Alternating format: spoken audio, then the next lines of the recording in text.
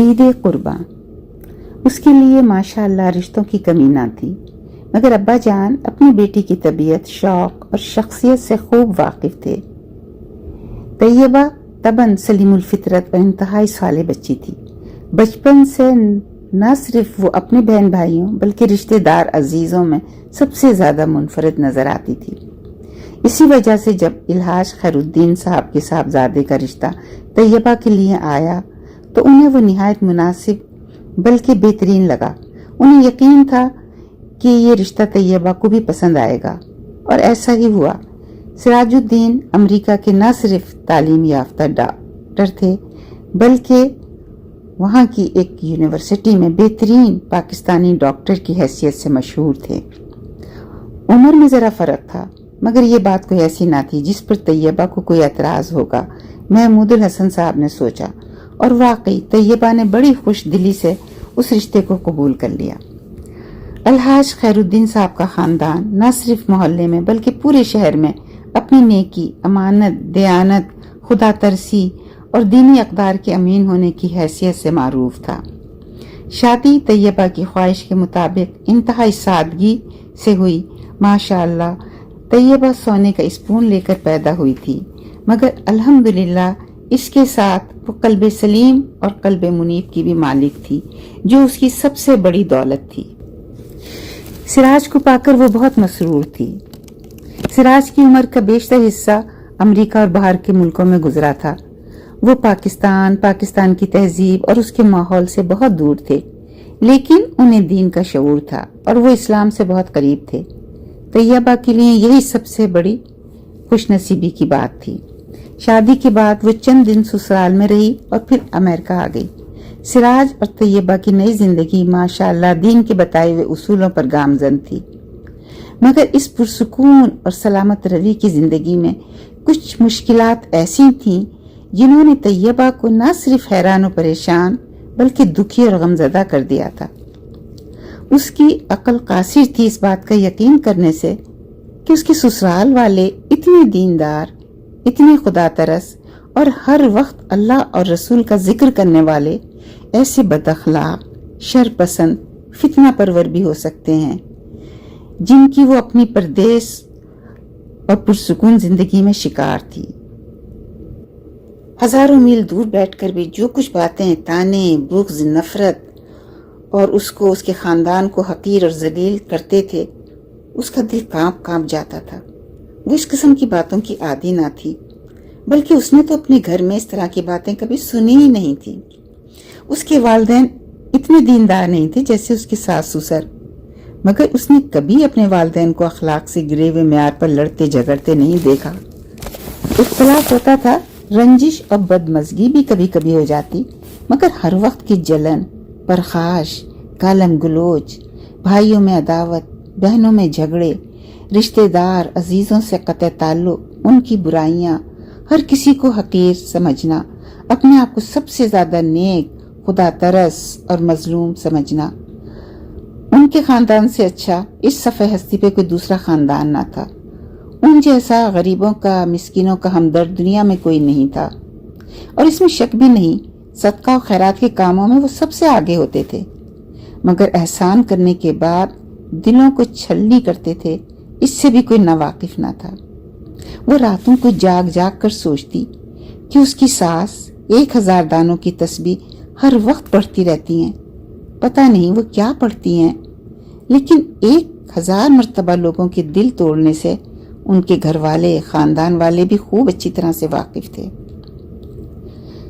ممکن ہے ان کے پڑوسی اور ان کے شاگرد جو ذاتی طور پر ان سے واقف نہ تھے وہ بے خبر ہوں، جیسا کہ خود اس کی فیملی ان کے متعلق اس قسم کے رویے کا تصور بھی نہیں کر سکتی تھی،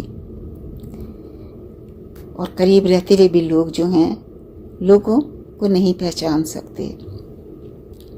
عید الاضحیٰ پر سراج نے پاکستان جانے کا پروگرام جب بنایا تو طیبہ بہت خوف زدہ تھی، کیونکہ سراج چاہے کتنی تعلیم یافتہ اور روشن خیال، روشن نظر ہوں، تھے تو وہ بھی اسی خاندان کے ایک فرد۔ بہرحال شادی کے بعد پہلی دفعہ وہ پاکستان عید پر آئی۔ ماشاءاللہ اس کے سسرال میں 2 जेठ, 3 देवर, 2 नंदें रहती थीं। पुराने ज़माने के स्टाइल में तैयार हुई ये कोठी पूरे शहर में मशहूर थी। 2-3 मंजिलों में 10 ही कमरे थे और माशाअल्लाह पूरे घर में तकरीबन 50 से ज़्यादा लोग मिलजुल कर रहते थे। मोहल्ले वाले बल्कि शहर वाले इन लोगों पर फख्र करते थे। जिस हवेली के दरवाजे गरीबों मिस्किनों पर खुले हुए हों, उसके घर के बासियों का क्या हाल था।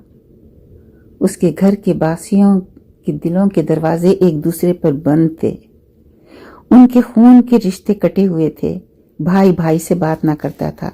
फिर उनकी बीवियों और बच्चों का जो हाल था वो किसी से छुपा नहीं था। एक दूसरे की शक्ल देखने की वो रवादार ना थे। ताने मजाक बल्कि कोसने बद्दुआएं बड़ी फराख दिली से एक दूसरे पर निछावर की जाती थी। गैरों के साथ कह लगाने वाले लोग अपनों को देखकर मुंह बिसोर लेते थे।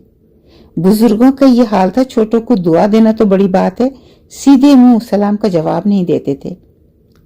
तैयबा को लगता था कि वो किसी ज़ू में आ गई है। ईद की तैयारियां जोर शोर से हो रही थीं। इस बात का खास ख्याल रखा जा रहा था कि उनके घर के कुर्बानी के जानवर शहर के हर घर से बेहतरीन हों। पैसे की कोई कमी नहीं, बस शोहरत में इजाफे की फिक्र थी। पकवान तय किए जा रहे हैं। रिश्तेदार और मोहल्लेदारों में अपनी बड़ाई का सिक्का बिठाने और अपने खानदान को मजबूत बनाने के प्लान थे, क्योंकि समाजी शोबों की हर गद्दी पर वो काबिज होना चाहते हैं। अरफे का रोजा इफ्तार करते हुए तैयबा की आंखें छलक पड़ी। वो अपने कमरे में बैठी अकेली रोजा इफ्तार कर रही थी। सिराज अपने वालिद के साथ कहीं गए हुए थे। उसकी सास सख्त गुस्से में उन्हें बुरा भला कह रही थी। उसकी नंदें उन्हें मजीद भड़का रही थीं कि वो कैसी बीवी के गुलाम हैं। बाकी बहुएं भी कुछ आपस में समझौता करके कुछ सास के साथ थीं और कुछ नंदों को सपोर्ट कर रही थीं।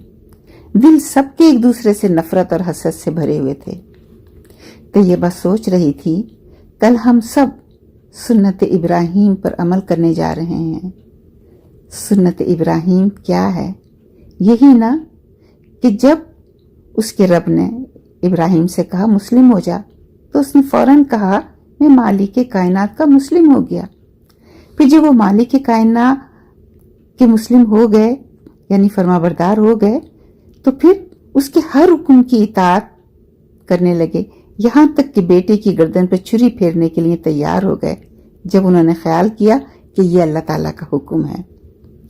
और अल्लाह ताला को अपने बंदे की ये अदा इस कदर पसंद आई कि उसने क़यामत तक के लिए इस सुन्नत को जारी कर दिया और अपने बंदों को बड़ी आजमाइश से बचाकर एक जानवर को उसकी रजा में कुर्बान करके अपनी इताअत और फरमाबरदारी का सबूत देने के लिए ये ईद अता कर दी। तो बेशक ये उम्मत जानवर तो ज़िबा कर देती है, खून तो बहा देती है, मगर क्या इताअत और वफादारी का सबूत भी फराहम करती है? क्या करती है? किस तरह करती है? इस तरह जैसे मैं अपने अतराफ में देख रही हूँ। ये इताअत रब और फरमाबरदारी ये रसूल है या अल्लाह ताला के गज़ब और गुस्से को दावत देना है? उसकी आंखें बह रही थीं, दिल गम से चूर चूर था। ये अल्लाह से मोहब्बत के दावे और अल्लाह के बंदों से बुग़्ज़ और नफरत, ये कैसी कुर्बानी है? किस चीज़ की कुर्बानी है? जानवर तो हर वक्त कटते रहते हैं, गोश्त तो लोग खाते रहते हैं। ये सुन्नत तो हमें बंदगी है नफ्स की कुर्बानी का सबक देती है। जब तक नफ्स पर छुरी नहीं फेरोगे, जानवरों के खून बहाने से कुछ हासिल ना होगा, क्योंकि जो नफ्स का बंदा है वो अल्लाह का बंदा कैसे बन सकता है?